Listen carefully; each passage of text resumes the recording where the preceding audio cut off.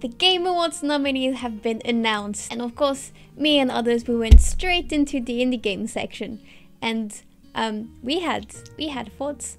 Because the most arguably popular game in the best indie games list for this year isn't technically an indie game. Let me explain. So Dave the Diver is made by Mint Rocket, and it is made and published by Mint Rocket, which is a small studio, but Mint Rocket is a subsidiary of Nexon, who is a South Korean game publisher that's been around since 1994. And that same Nexon invested $874 million into Hasbro, Bandai Namco, Konami, and Sega. Now, I found this interview, which was only in Korean, so I had to use the power of Google Translate.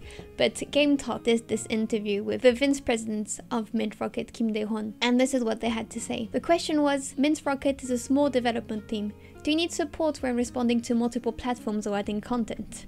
And the vice president answered, the reason Mint Rocket aims to be a small organization is to demonstrate creativity. In order for the director's thoughts to fully spread throughout the organization, I think 20 to 30 people who do not need to convey their thoughts indirectly are appropriate. We plan to increase support from the central organization in the future.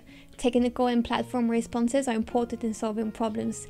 Since Dave the Diver is Mint Rocket's first title, the development team often struggle on their own rather than receiving support from the central organization, but we are planning a system to provide proper support at the company level. So yes, Mint Rocket is a small studio, but they do have company backing, which they use for staffing, IPs, and finance. So while Dave the Diver is technically released by Mint Rocket and not by Nexon, they do have a lot of backing by Nexon, their main company. And so I'm not comfortable calling it an indie game because they have so much available resources which in the studio typically do not have. I don't mind seeing Dave the Diver being nominated, even though I don't think it's an indie game, because I think it's good that people are realizing that you don't need AAA graphics or millions and millions of dollars to make a good game.